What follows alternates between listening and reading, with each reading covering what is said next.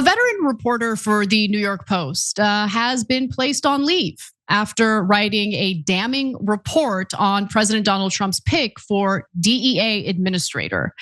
Now, according to a report from Breaker Media, the journalist in question is business reporter Josh Kosman, who's actually a 16-year veteran over at the New York Post. And as you guys can imagine, New York Post is conservative leaning. He's been there for 16 years. And he apparently received a tip within the Drug Enforcement Agency in late February, alleging that Donald Trump's pick to lead the DEA, a guy by the name of Terry Cole, had a checkered past that included leading 2 operations that led to unnecessary deaths. Now that sounds serious. That seems like an interesting tip. He looked into it. He says, it was a pretty amazing scoop, he explained to Breaker. Kosman briefed multiple editors at the Post, including the business, features, and political editors, who all encouraged him to pursue the story.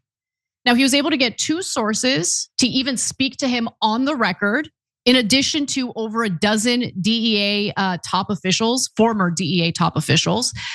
But after it was written, Cenk, after it was edited and slated to run on Sunday, March 22nd, all of a sudden the publishing of this piece was postponed. They didn't do it. And eventually Kosman received an email from the Post political editor saying, there's no good way to say this, so I'll just say it. Keith Poole spiked the story. I sent him the most recent copy and his response was, nope, not running this, in a way that made clear there was no changing his mind. I'm very sorry. I thought we had the story, but sometimes decisions are made above my pay grade. Now, Cenk, here at TYT, I think people feel pretty free to say what they actually think, especially in regard to news stories.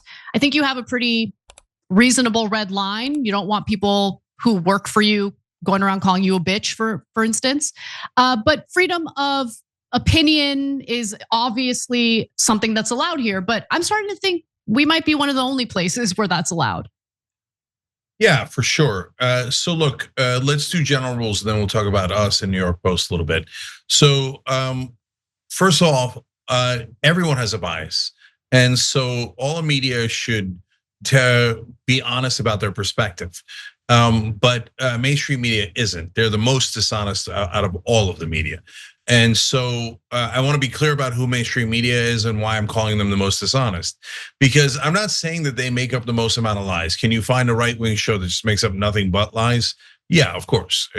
Alex Jones is a mess. We're not winning with Alex Jones, right? Let alone 100 other shows, right? But you know which side Alex Jones is coming from. Cuckoo land, right? You know which side the right-wing shows are coming from, left-wing shows, etc. Mainstream media does 2 problems. One is me, bias. No, my perspective is objective. And so I'm going to privilege my own perspective, which is almost always for the status quo, the establishment, and corporate rule. And I'm going to pretend that it's the objective position. That is the worst of all scenarios. Then mainstream media has a second problem. There's right-wing embedded within mainstream media like Fox News, New York Post, etc. Certainly the editorial section of the Wall Street Journal. By the way, all of those owned by Rupert Murdoch. And so they hilariously pretend to be neutral and objective when they're not just in favor of corporate rule like the rest of mainstream media, which they are. That's what they share, right? They love the status quo. They love corporate rule. That's why the Murdoch companies are always a little skittish about Trump even. Right? And my God, do they despise Bernie Sanders. They loathe outsiders, populists, etc. But on top of that, layered on top of that, for the Murdoch companies, including New York Post, they're just brazenly right-wing, right? And right-wing, it's socially, economically, etc. And so that's why in this case, Trump has said, oh, I like this Keith Poole guy at New York Post. Murdoch should put him in charge of the Wall Street Journal. Why? Because he's like, Trump loves how biased he is and how he'll kiss Trump's ass and bury stories that might go against Trump. So I need you to understand that the New York Post is a piece of trash.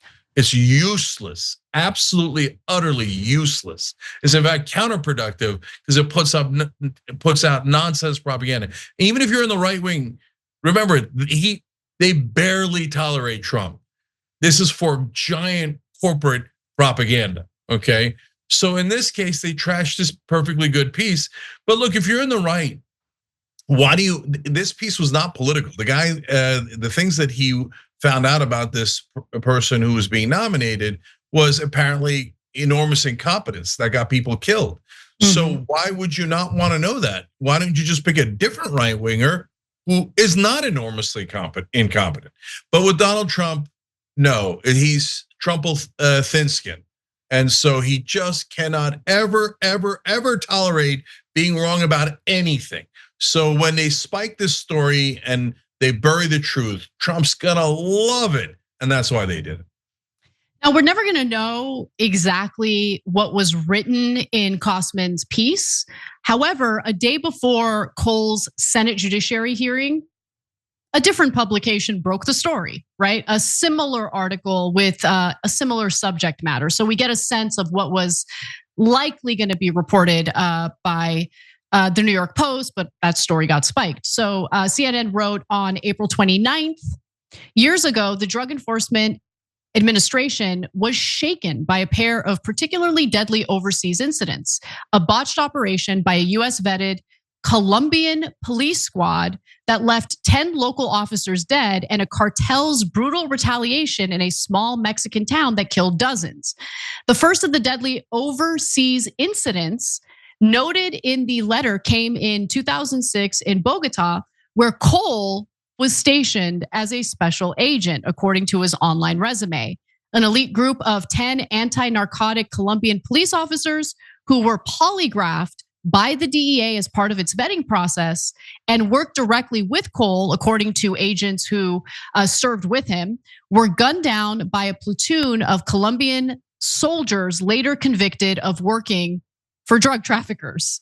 So according to CNN in 2011, Cole was working in the DEA's field office in Dallas, supervising a probe into the leadership of the Mexican drug cartel known as the Zetas.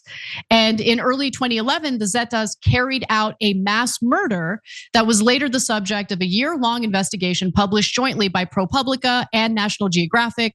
That report found that the border region violence was sparked when DEA officials shared intelligence produced by Agent Cole, produced by an Agent Cole supervised with Mexican federal police, who then leaked it to the cartels. So yeah, I mean, going back to what you said, Cenk, incompetence is a perfect word. And that incompetence is something that, the Senate should be aware of as they're considering confirming this guy as DEA administrator. But I guess the New York Post didn't think so. But luckily, CNN ended up reporting the story. Any final words on this? Yeah, definitely. So look, I always think shoe on the other foot. If it was Bernie and he's putting this guy in charge, I'd want to know. So don't put that guy in charge. And by the way, if you're on the right, you like that this guy's information got to a drug cartel and then the drug cartel did a massacre with that information. Why is that a right-wing position? That's not a right-wing position at all, right? That's just, okay, I love Donald Trump. And if Daddy Trump picked this incompetent loser who got people killed and accidentally helped a Mexican drug cartel, then I'm gonna be in favor of Daddy. Okay, if that's your position, have at it, Hoss. But that's not principle, that doesn't make any sense. Lastly, I said, what are our standards here?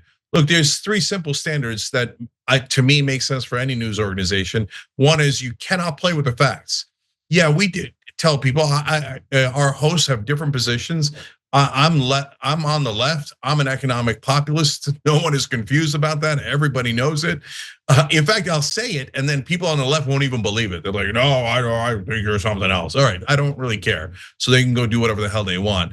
But you cannot play around with the facts. I don't care what your ideology is.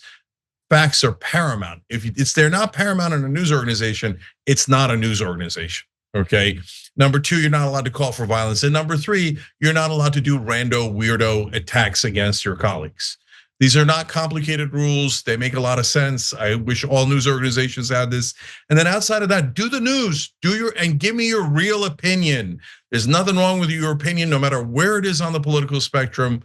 As long as we're having an open, honest conversation that's respectful of one another. Every time you ring the bell below, an angel gets his wings. Totally not true, but it does keep you updated on our live shows.